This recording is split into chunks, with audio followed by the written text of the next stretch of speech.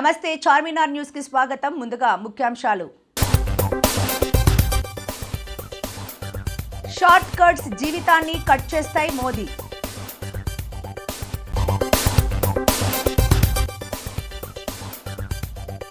కంటి వెలుగును ప్రభుత్వం పునరుద్ధరించాలి కేటీఆర్.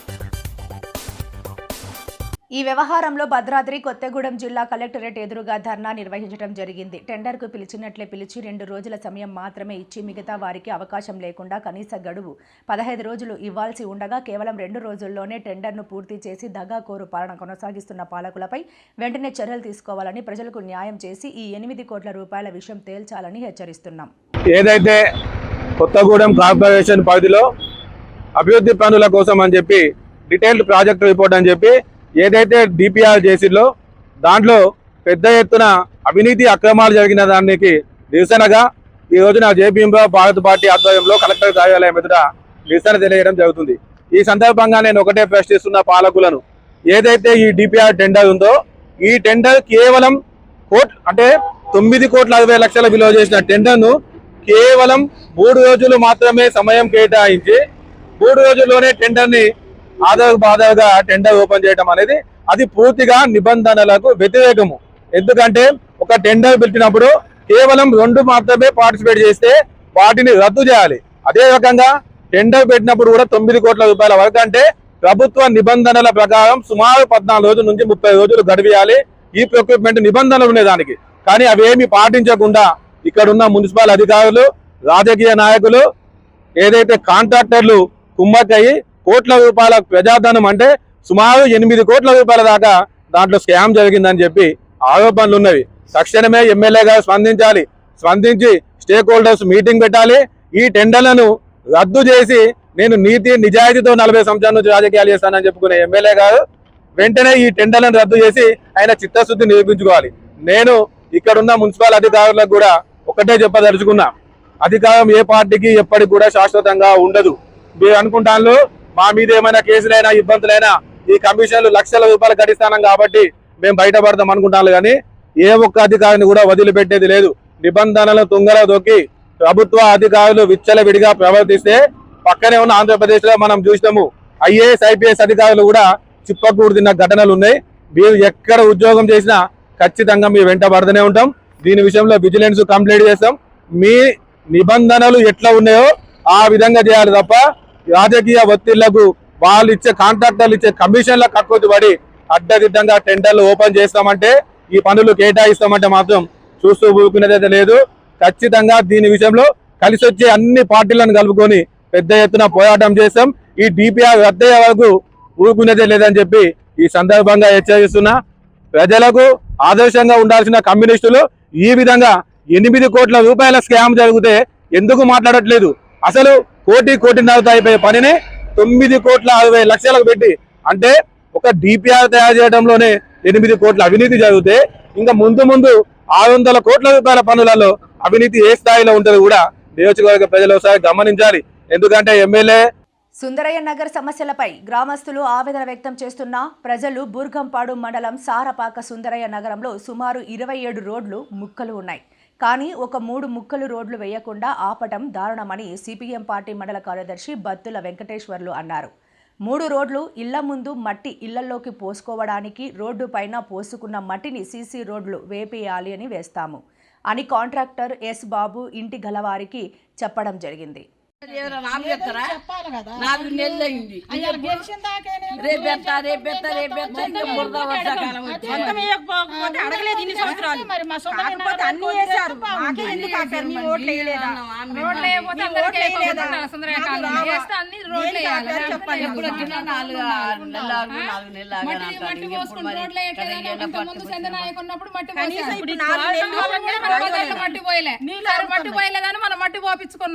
మట్టి పోపించుకుంటే రోడ్డు వస్తుందమ్మా, రోడ్డు వేస్తాం, మట్టి తీయాలా లేదా లెవెల్ చేస్తారు. మట్టి తీసినాం, మట్టి తీసేస్తాం పోసారా రోడ్డు 2 సార్లు వచ్చి బిల్లెట్ రాట్లు పెట్టి లెవెల్ చేశారు.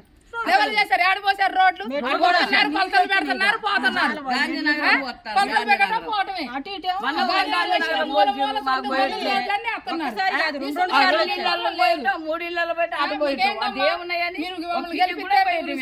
ఎంత బాగు చేస్తాం, మీ రోడ్లు అంతా వేస్తాం, డ్రైన్ అన్ని చేస్తామన్నారు. ఏది చూసిన నాదులు లేడు, జారి కింద పడతా ఉండే, వర్షాలు వచ్చి నీలాగి పిల్లలు మెట్లు ఎక్కడానికి దిగడానికి ఇబ్బంది అవుతా ఉండే. ఏది లేదు.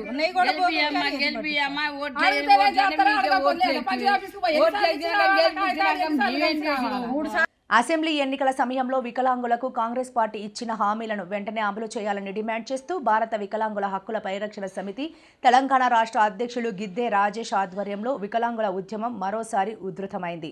స్పీకర్ గడ్డం ప్రసాద్ గడ్డపై గర్జించిన గిద్దె రాజేష్ మంగళవారం సంఘం నాయకులు కార్యకర్తలతో కలిసి స్పీకర్ గడ్డం ప్రసాద్ ఎమ్మెల్యే క్యాంప్ ఆఫీస్ సమీపంలో ఉన్న తాండూర్ వికారాబాద్ ప్రధాన రహదారిపై బైఠాయించి ప్రభుత్వానికి నిరసన తెలిపారు.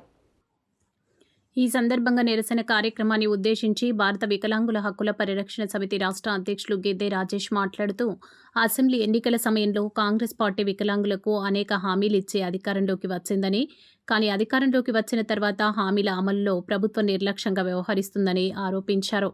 తెలంగాణలో జరిగే స్థానిక సంస్థల ఎన్నికల్లో వికలాంగులకు ప్రత్యేక రాజకీయ రిజర్వేషన్ కల్పిస్తామని, రాష్ట్రంలో వికలాంగుల అట్రాసిటీ చట్టాన్ని సమర్థవంతంగా అమలు చేస్తామని, ప్రభుత్వ శాఖల్లో ఏళ్లుగా పెండింగ్లో ఉన్న వికలాంగుల బ్యాక్లాగ్ ఉద్యోగాలను భర్తీ చేస్తామని కాంగ్రెస్ పార్టీ అసెంబ్లీ ఎన్నికల్లో హామీ ఇచ్చిందని గిద్దె రాజేష్ గుర్తు చేశారు.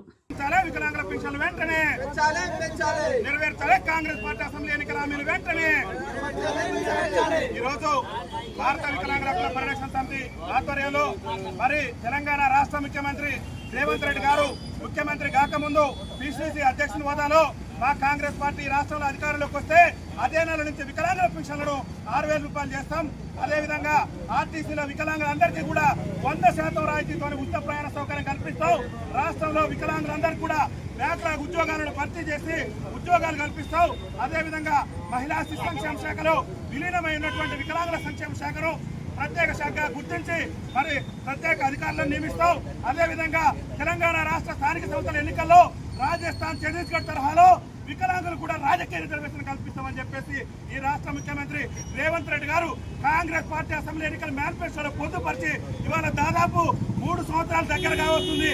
ముఖ్యమంత్రి గారు ఈ 3 సంవత్సరాల పరిపాలనలో వికలాంగులకు ఇచ్చినటువంటి హామీల్లో ఒక్కటంటే ఒక్క హామీ కూడా నెరవేర్చకుండా మా వికలాంగుల సమాజం పట్ల వివక్ష ప్రదర్శిస్తున్నటువంటి నేపథ్యంలో రాష్ట్ర ముఖ్యమంత్రి రేవంత్ రెడ్డి ప్రభుత్వం మెడలు వంచడమే లక్ష్యంగా, రాష్ట్ర ముఖ్యమంత్రి రేవంత్ రెడ్డి ప్రభుత్వాన్ని గద్దెదించడమే లక్ష్యంగా ఈ రోజు వికారాబాద్ రోడ్డుపై మేము బైఠాయించి మా యొక్క నిరసన తెలియజేస్తున్నాం. రాష్ట్ర ముఖ్యమంత్రి గారు ఖబర్దార్, మా సమస్యలు కనుక పరిష్కరించకుంటే నిన్ను నీ ప్రభుత్వాన్ని గద్దెదించడమే లక్ష్యంగా రాష్ట్ర వ్యాప్తంగా మా యొక్క ఉద్యమాలను ఉధృతం చేస్తాం. నువ్వు ఏదైతే గ్రేటర్ హైదరాబాద్ ఎన్నికలు రాబోతున్న త్వరలో స్థానిక సంస్థల ఎన్నికల్లో రిజర్వేషన్ కల్పిస్తారని చెప్పి మాకు గ్రామ పంచాయతీ ఎన్నికల్లో రిజర్వేషన్ కల్పించకుండానే స్థానిక సంస్థల ఎన్నికలు నిర్వహించి మా వికలాంగుల సమాజానికి అన్యాయం చేసినారు. కాంగ్రెస్ పార్టీ ఎన్నికల మేనిఫెస్టోలో మీ పార్టీ ఇచ్చినటువంటి ప్రతి హామీని కూడా నెరవేర్చుకుంటే నీ ప్రభుత్వం మీద, నీ మీద దండయాత్ర చేసైనా, నీ మెడలు వంచైనా సరే నిన్ను గద్దెదించేంత వరకు మా పోరాటం ఆగబోదు. అతి త్వరలోనే లక్షలాది మంది వికలాంగులతోని వరంగల్లో వికలాంగుల ఆవేదన సభ పెట్టమని చెప్పేసి తెలియజేస్తూ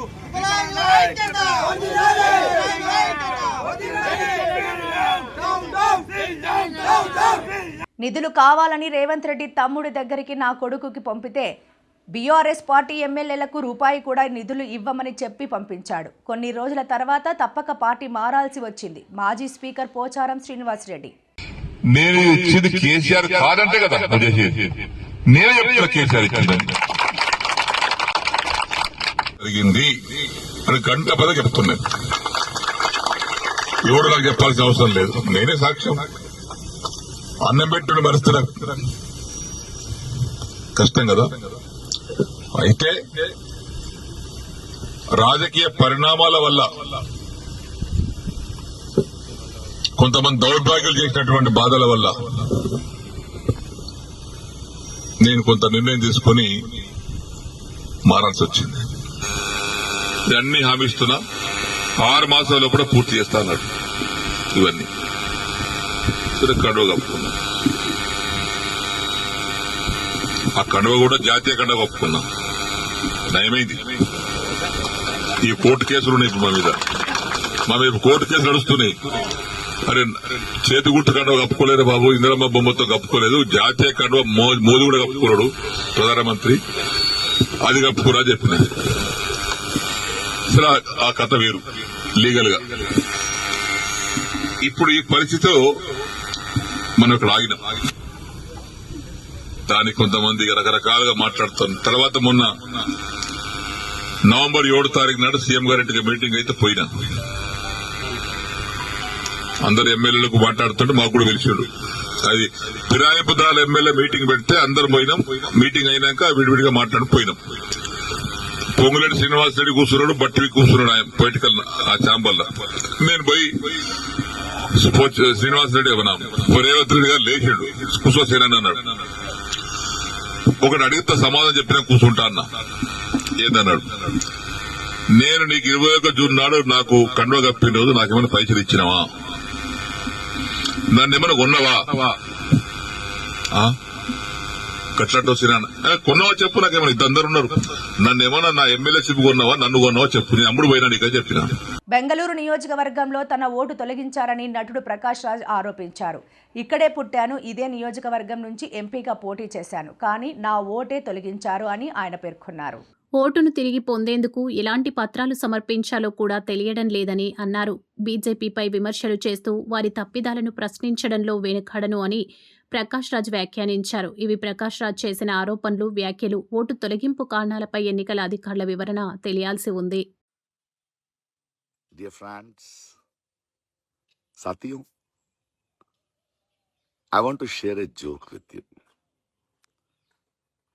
I am one of the 65 lakh voters whose vote right has been deleted from Bangalore constituency after SIR.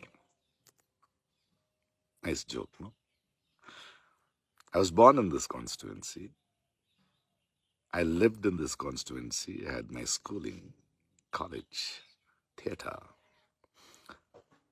And for your kind information, I was an MP candidate of this constituency too. Well, the joke is nice. Game on. Let me see what is the process I have to go through. Kya kagaz dikhana padega to get back my voter ID. Well, game on. But one little word. My friend, you can use your powers to deny few of the citizens the right to vote who may not elect you. But can you stop us, my dear friend, from our power of bringing you down? Just asking. Bye. Anakapalli జిల్లా నాతవరం మండలంలోని తాండవ నదిపై నిర్మించిన reservoir వద్ద speaker Ayyanna Patrudu ప్రత్యేక పూజలు నిర్వహించారు. సాంప్రదాయబద్ధంగా గంగాహారతి ఇచ్చారు. స్వయంగా గేట్లను ఎత్తి ఆయకట్టు రైతులకు సాగునీటిని విడుదల చేశారు. ఈ ఏడాది వాతావరణ పరిస్థితులు ఆశాజనకంగా లేవని, నీటిని పొదుపుగా వాడుకోవాలని రైతులకు విజ్ఞప్తి చేశారు.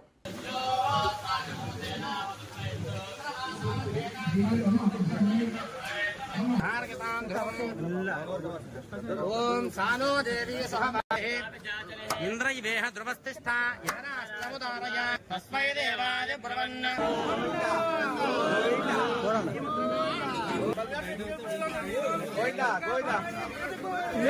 ఎలా చూడ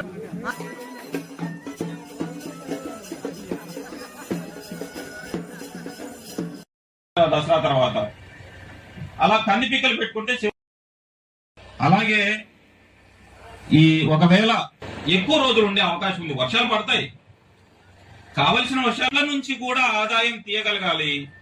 జీవన ఎరువులు వాడి రసాయన ఎరువులు ఈ నీరుని సైంటిఫిక్ గా వాడుకుందాం. ఇంత కారులో వస్తారు సత్యాన్ని చెప్పాను, మీరు అందరూ సహకరిస్తే సైంటిఫిక్ ఎందుకు చేసాం. ఇంతకుముందు వాగుర్తి ఎమ్మెల్యేగా ఉన్నప్పుడు ఇప్పుడు ఇదే పరిస్థితి వస్తే బ్రహ్మాండంగా చేసాం పెద్దలందరూ సహకారంతో, వంతులుగా. దేవుడు వర్షాలు పడి పర్లేదు, ఒకవేళ ఇబ్బంది అయితే అలా చేద్దాం. ఇంత ముందు చేసాం. సత్యనారాయణ గారు తెలుసు అమ్మ పూజ చేస్తున్నారు. చేస్తారు. మొన్న ఈ మధ్య నేను తాండవకు డబ్బు ఇచ్చాను ఎంతో కొంత. నేను ఈ ఎమ్మెల్యే అయిన తర్వాత దగ్గర 12 కోట్లు ఇచ్చాను తాండవకి రిపేర్లకు కానీ కాలువలకు కానీ అది లైనింగ్ కానీ ఎక్కడైనా బొక్కలు పడితే కప్పడానికి 12 కోట్లు ఇచ్చాను తాండవకి మొన్న ఈ ఎమ్మెల్యే అయిన తర్వాత. పూడుకుల తెత్తకు కానీ చాలా మటు చేశారు. కానీ అన్ని ఏరియాల్లో కూడా నాయకులందరూ మన ఇచ్చిన డబ్బుని 14 కోట్లు అంత ఇచ్చారు కదా, బ్రహ్మాండంగా చేసుకున్నారు. కాలువలు కొంచెం లైనింగ్ కానీ ఇవన్నీ. ఇప్పుడు కష్టకాలంలో వర్షాకాలంలో బాగోలేదు కాబట్టి అభివృద్ధిలో వాకలపూడి గ్రామం పరిగెడుతోంది. ఎమ్మెల్యే నానాజీ మేనల్లుడు బన్నూలపై చింతకాయల సీను మాట్లాడడం తగదు.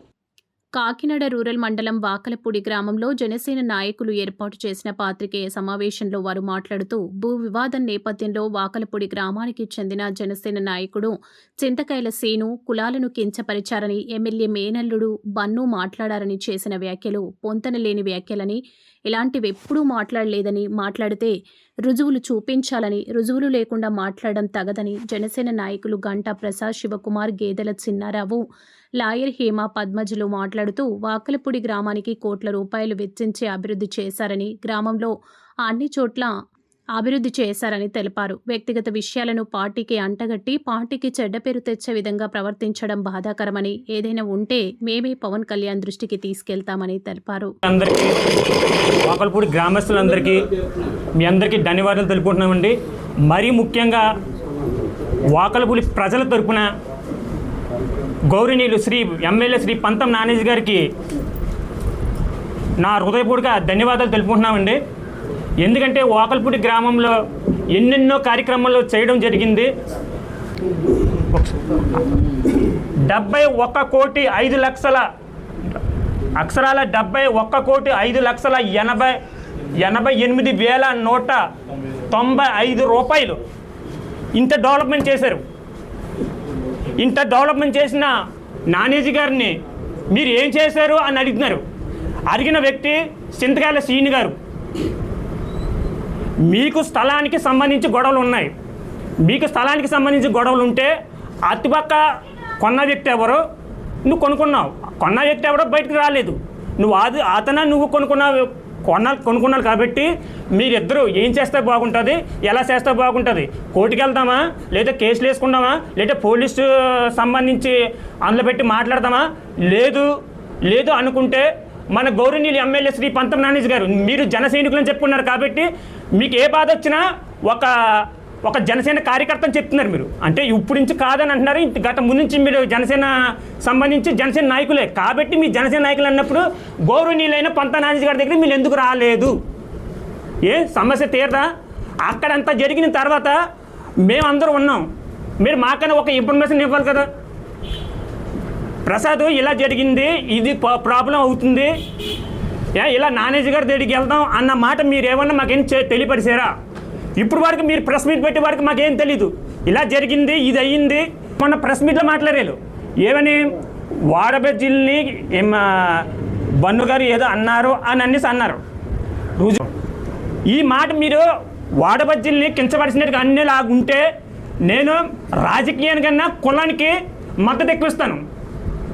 నేను కులంలో పుట్టినని అన్నిటికైతే నేనే ఈ రాజకీయ ఊళ్ళో వెళ్ళిపోతాను. కానీ లేని అన్ని పుకారం చేసి ఉన్నట్టుగా ప్రసారం చేసి ఊళ్ళో నాయకులన్నీ వెళ్ళిపోయి కావాలని దీన్ని ఏదో మీ పర్సనల్ ఇష్యూని రాజకీయం చేసి ఇదే విధంగా మా వాకలపూడి గంపల అబ్బాయి గారు అతను మాట్లాడారు. ఇలాగ అన్నారు వాడబెజ్జిని ఇలా కించపరిచారు అన్నట్టు అన్నమాట అన్నారు. నిజమే, మీరు అన్నమాట అన్నారు. అది మీకు తెలిసింది, అది వాటికి మీకు నిజంగా అనిపిస్తుంది. కానీ ఎవరు చెప్పారు అబ్బా అని అంటే ఆ పేరు మీరు చెప్పలేరు. దారంత పోయాడు, ఆడి కనిపించి ఇలాగన్నాడు అంటే దారంత పోయినప్పుడు మీ దారంత బన్నుగారు వచ్చారా? మీ దగ్గరకు వచ్చి బన్నుగారు చెప్పారా? ఎవరో చెప్తే దాన్ని ఓకొట్టకండి. మీ కళ్ళ ముందు తెలిస్తే అది మాట్లాడండి. అంతేకాని లేనిపోని నిందలని పంత నానేజీ గారి మీద, పంత నానేజీ గారి కుటుంబం మీద మీరంతా చేయవలసిన చేయితే మాత్రం మేము జనసేనలు ఎటువంటి పరిస్థితుల్లో ఊరుకోవాల్సిన పని లేదు.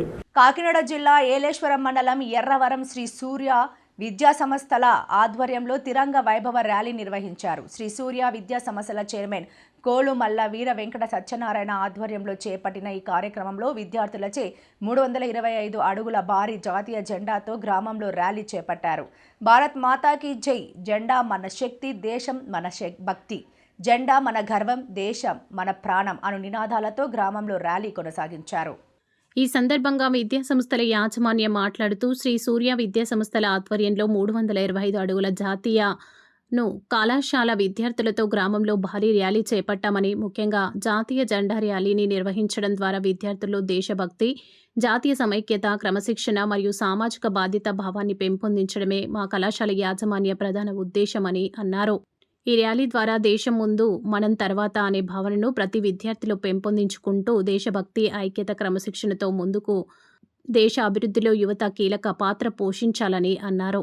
ఈ కార్యక్రమంలో శ్రీ సూర్య మేనేజింగ్ డైరెక్టర్లు కొలుమల్ల నవజగన్, Kolumalla Renuka Souji, college principal Y Shekhar, school incharge G Srinivas, ప్రధాన ఉపాధ్యాయులు టి శ్రీనివాస్, రామిశెట్టి విష్ణు, పాఠశాల కళాశాల అధ్యాపకులు, విద్యార్థులు, నర్సింగ్ కాలేజీ విద్యార్థులు తదితరులు పాల్గొన్నారు. శ్రీ సూర్య విద్యా సంస్థల తరపున మా విద్యార్థుల తల్లిదండ్రులకు, మా శ్రేయోభిలాషులకు, మా మిత్రులకు, అధికారులకు, నాయకులకు, పత్రికా విలేకరులకు, ఎలక్ట్రానిక్ మీడియా వారికి, ప్రజలందరూ కూడా 80వ స్వతంత్ర దినోత్సవ శుభాకాంక్షలు తెలియజేస్తున్నాం. ఈరోజు మా పాఠశాల కళాశాలల విద్యార్థులతో ఎర్రవరం గ్రామంలో 325 అడుగుల భారీ జాతీయ జెండాతో తిరంగ వైభవం అనే కార్యక్రమాన్ని చాలా భారీ ఎత్తున చేపట్టడం జరిగింది. దీని ఉద్దేశం ఏంటంటే ప్రజల్లో దేశభక్తిని పెంపొందించడం, దేశం కోసం మనం దేనికైనా సిద్ధంగా ఉండాలని, దేశం తర్వాతే మనమని, మన కుటుంబం కూడా భారతదేశం తర్వాతని ప్రజలందరిలో ఈ సందేశం ఇవ్వడమే ఈ తిరంగ వైభవం ముఖ్య ఉద్దేశం. దేశం తర్వాతే ఎవరైనా సరే, మన కుటుంబం అన్నా, మన ఫ్రెండ్స్ అన్నా, ఫ్యామిలీ అన్నా, ఏదన్నా దేశం తర్వాతే ప్రతి భారతీయుడికి మొదట దేశం తర్వాత మిగతాది. మేము ఈ దేశభక్తిని పెంపొందించడం కోసం ఈ ర్యాలీ చేయడం జరిగింది. దేశ యువతకి మెయిన్ ప్రధానంగా యువతలో దేశభక్తిని పెంపొందించడం కోసం యువతలో క్రమశిక్షణ, కార్యసాధన, పట్టుదల, దేశం ఏడల బాధ్యత పెంపొందించడం కోసం ఈ ర్యాలీ చేయడం జరిగింది. ఈ ర్యాలీ విషయంలో మా శ్రీ సూర్య పాఠశాల కళాశాల అధ్యాపక బృందం, విద్యార్థులు, పత్రికా విలేకరులు, మా మిత్రులు అందరూ సహకరించారు. వారందరూ కూడా ఈ సందర్భంగా నేను ప్రత్యేక కృతజ్ఞతలు తెలుపుకున్నాను. గోవిందపురం, మల్లవరం గ్రామాల మధ్య 1,87,00,000 రూపాయలతో బ్రిడ్జి నిర్మాణానికి శంకుస్థాపన చేసిన ఎమ్మెల్యే జ్యోతుల నెహ్రూ.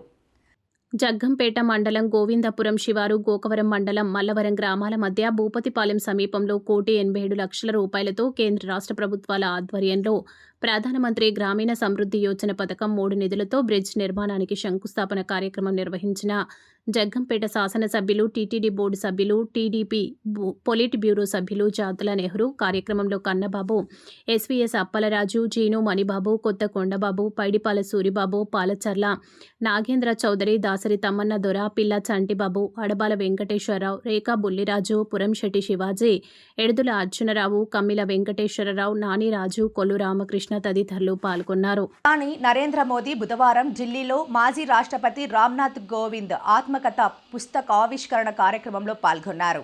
ఈ సందర్భంగా ఆయన మాట్లాడుతూ జెన్జీ యువత రీల్స్ సోషల్ మీడియా ఇన్ఫ్లుయెన్సర్ మాయలో పడొద్దని పిలుపునిచ్చారు. సక్సెస్ కోసం షార్ట్ కట్స్ వెతికితే జీవితం దెబ్బతింటుందని, రైల్వే స్టేషన్లోని హెచ్చరిక బోర్డులను ఉదహరిస్తూ రైలు పట్టాలు దాటడం వంటి షార్ట్ కట్స్ ప్రమాదకరమన్నారు. అలాగే సోషల్ మీడియా ఇన్ఫ్లుయెన్సర్ల పట్ల జాగ్రత్తగా ఉండాలని, యువత వారి రోల్ మోడల్స్ ఆత్మకథలు చదవాలని సూచించారు.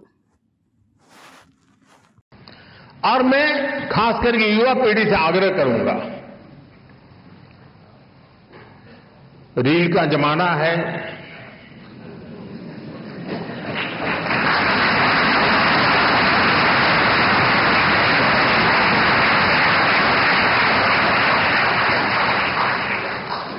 सोशल मीडिया में इन्फ्लुएंसर आपको खींच के कहीं कहीं ले जाते हैं। इस शॉर्टकट के युग में भी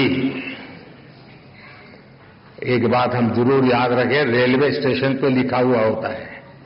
कुछ लोगों को पटरी पर कूद करके जाने की आदत होती, ब्रिज पर नहीं जाते, तो वहां लिखा होता है shortcut will cut you short.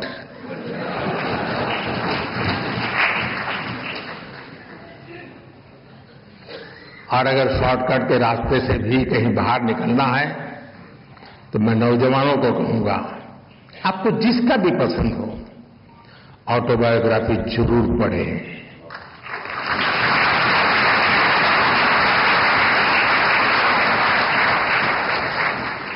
Autobiography उस कालखंड की इतिहास की घटनाओं को अलग तरीके से समझने का अवसर देती है। इतिहास से काफी निकट होता है वो कालखंड बायोग्राफी का, और इसलिए मैं जरूर चाहूंगा कि कोविंद जी की जो मेहनत है वो आने वाली पीढ़ियों को काम आए, युवा पीढ़ी को विशेष रूप से काम आए। बहुत बहुत शुभकामनाएं, बहुत बहुत धन्यवाद। బీఆర్ఎస్ వర్కింగ్ ప్రెసిడెంట్ కేటీఆర్ కోరారు. పథకం పునరుద్ధరణకు ప్రభుత్వంపై ఒత్తిడి తీసుకురావడంతో పాటు ప్రజలకు ఉచిత కంటి వైద్యం అందించాలనే ఉద్దేశంతో రాజన్న సిరిసిల్ల జిల్లాలో బుధవారం ఉచిత కంటి వైద్య శిబిరాలు నిర్వహించినట్లు తెలిపారు. అందుకే నేనేమనుకున్నా అంటే ప్రభుత్వం చేసినా చేయకపోయినా మన రాజన్న సిరిసిల్ల జిల్లా కాడికి మాత్రం ఎవరైనా కొంతమంది తెలిసిన దోస్తులుంటే వాళ్ళని పట్టుకొని మనమన్నా చేయాలని చెప్పి సవేరి బాయి సాబ్ను పట్టుకుంటే ఆయన ముందుకొచ్చిండు. తప్పకుండా నేను చేస్తానా, మీకు కావాల్సినదంతా కూడా నేను ఏర్పాటు చేస్తా, వైద్యులను పంపిస్తా, మొత్తం ఏర్పాట్లు చేస్తా అన్నాడు. చెప్పిన మాట ప్రకారమే ఇక మనం అక్కడనో ఇక్కడనో కాదు, మనమే ఏర్పాటు చేసిన మండలం వీర్నపల్లి మండలం, మన ప్రభుత్వంలో గతంలో ఏర్పాటు చేసుకున్న మండలం, ఇక్కడనే చాలు చేయాలని చెప్పి వీర్నపల్లిని చాలు చేసినాం. మరి బ్రహ్మాండంగా 4 రోజులు ఇక్కడ వీర్నపల్లిలో, అక్కడ గర్జనపల్లిలో 2 దగ్గర క్యాంపులు పెట్టిండ్రు. 5,000 మందికి స్క్రీనింగ్ చేసిండ్రు, 5,000 మందికి పరీక్షలు చేసిండ్రు. అందులో ఇవాళ 1,350 మందికి, అలా కొంతమంది పిల్లలు కూడా ఉన్నారు. మరి పిల్లలకు కూడా ఏమంది ఎక్కువ చదువుతున్నారో మరి ఎక్కువ ఫోన్ చూస్తున్నారో ఏందో కానీ మొత్తానికి వాళ్ళకు కూడా కంటికి గ్లాసులు అవసరం పడుతున్నాయి, అద్దాలు అవసరం పడుతున్నాయి. 250 మంది పిల్లలు ఉన్నారు. అదేవిధంగా ఒక 1,100 మంది పెద్ద మనుషులు ఉన్నారు. మొత్తం కలిపి 1,371 మందికి ఇవాళ అద్దాలు ఇవ్వబోతా ఉన్నాం. దాంతోపాటు ఒక 171 మందికి కంటిలో శుక్లాలు రావడం, ఇంకా ఇతరత్ర సమస్యలు రావడం వల్ల వాళ్లకు ఆపరేషన్ అవసరం పడుతుంది అన్నారు. ఆపరేషన్ కూడా మనం ఎక్కడికో పోయే అవసరం లేదు. మన సిరిసిల్లలోనే గతంలో మనమే ఆ రోజు 6 కోట్ల రూపాయలతోని ఎల్వి ప్రసాద్ కంటి దవాఖాన పెట్టించినాం.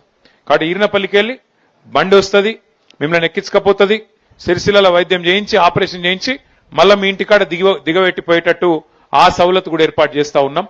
కాబట్టి 171 మంది మీ కంటి ఆపరేషన్లు చేయించే బాధ్యత కూడా నాదే అని చెప్పి కూడా నేను తెలియజేస్తూ ఈ కార్యక్రమం వీర్నపల్లిలో మనం ప్రారంభించుకున్న తర్వాత దీన్ని ఆగన్న చెప్పినట్టు మొత్తం మన నియోజకవర్గంలోని మిగతా 4 మండలాలు మున్సిపాలిటీలో కూడా ఈ కార్యక్రమం చేస్తాం. ఆ తర్వాత పక్కనే ఉన్న వేములవాడ నియోజకవర్గంలో కూడా కార్యక్రమం చేసుకొని మొత్తం రాజన్న సిరిసిల్ల జిల్లా మొత్తం బోయిన్పల్లి కావచ్చు, ఇల్లంతకుంట కావచ్చు, అక్కడ కూడా చేపిద్దాం. జిల్లా మొత్తం మంచిగా చేసుకుంటే అప్పుడన్న ప్రభుత్వానికి సోయొచ్చి వాళ్ళు మొదలు పెడితే మంచిదే. వాళ్ళకి మొదలుపెట్టి మేం చేస్తాం, ఇక మీరు చేసేది ఏంటి అంటే పర్వాలేదు, ప్రభుత్వం ప్రజల ఖర్చుతో ప్రజల సొమ్ముతో చేస్తా అంటే నాకేం అభ్యంతరం లేదు. కానీ ప్రభుత్వం చేసినా చేయకపోయినా మనం మాత్రం మన నియోజకవర్గంలో మన జిల్లాలో ఈ కార్యక్రమాన్ని దిగ్విజయంగా చేసుకుందాం. వార్తలు ముగించే ముందు ముఖ్యాంశాలు మరోసారి. షార్ట్ కట్స్ జీవితాన్ని కట్ చేస్తాయి మోదీ.